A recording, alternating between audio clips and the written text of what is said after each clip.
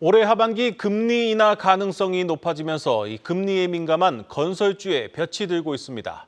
그동안 혹한기를 보냈던 건설주에 이 온기가 감도는 분위기입니다. 취재 기자와 자세히 들여다보겠습니다. 부동산부 방서후 기자 나왔습니다. 방 기자, 이 금리가 내려간다는 소식에 벌써 시장 분위기는 좀 달라지고 있죠? 네, 아무래도 이제 금리가 낮아지면 집을 사는 사람들이 많아지고 또 이제 집값도 오르고 그러면서 이제 건설사들도 분양을 늘리는 분위기입니다.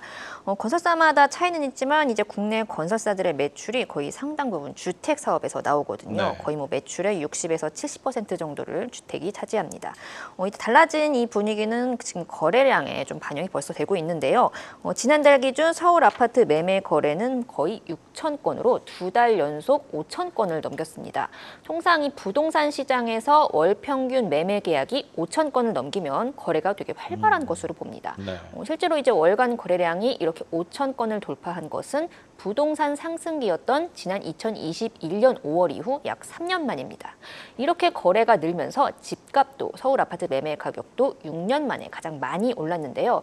이러면 아무래도 이제 상대적으로 좀 저렴한 새 집에 대한 수요가 늘기 때문에 건설사들도 미뤘던 분양에 나서고 있는 겁니다.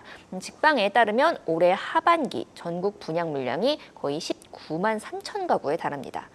지난해 연간 분양 물량보다도 많은 이제 물량을 털어내고 있는데요.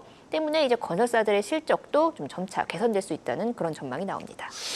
건설 업황이 기지개를 펴는 모습인데 그렇다면 이 눈여겨볼 만한 건설사 어떤 곳들이 있겠습니까? 사실 국내 증시에 상장된 건설사들이 좀 많지는 않잖아요. 네. 좀 이제 아파트 이름만 들으면 이제 아는 이제 대형사 위주로 상장이 돼 있는데 좀 이렇게 바꿔 말하면 좀 거기가 거기다 이런 생각도 들 수는 있습니다. 그렇다면 이제 똑같이 분양을 늘리고 이제 집을 판다고 했을 때 돈을 좀 더 많이 버는 업체를 골라야겠죠. 증권사 보고서들을 종합하면은 이제 딱 세 군데 정도로 추려집니다. 네. DLENC, GS건설, HDC 현대산업개발 이 세 곳입니다. 우선 DLENC의 경우 분양 목표 달성률이 좀 가장 높은 것으로 나타났습니다.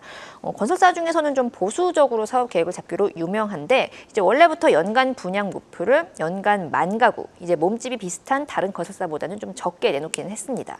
그럼에도 불구하고 이 2만 가구 이상 분양을 목표한 다른 건설사보다 실제 분양으로 이어진 성과가 높다는 게 굉장히 중요하겠죠. 네. 1분기까지 이제 분양 목표 달성률을 보면은 지금 유일하게 30%를 넘긴 상황입니다.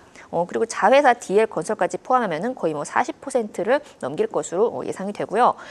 이에 DLENC는 이제 올해와 내년 모두 지금 주택 매출이 거의 3조 원을 웃돌면서 증권사들이 예상한 실적을 훌쩍 넘어설 것이라고 자신하고 있습니다. 그런데 이 GS건설 같은 경우는 좀 의외입니다. 불과 1년 전에 이 짓던 아파트 주차장이 무너져서 이 순사의 자이라는 비판을 받기도 했는데 벌써 이렇게 회복을 한 겁니까?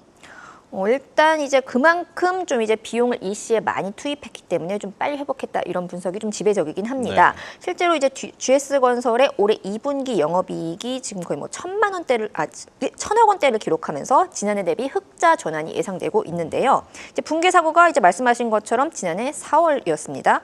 재시공 등에 들어가는 비용 5,500억 원을 지금 작년 2분기에 일시에 반영하면서 부담을 굉장히 빨리 털어낸 모습입니다.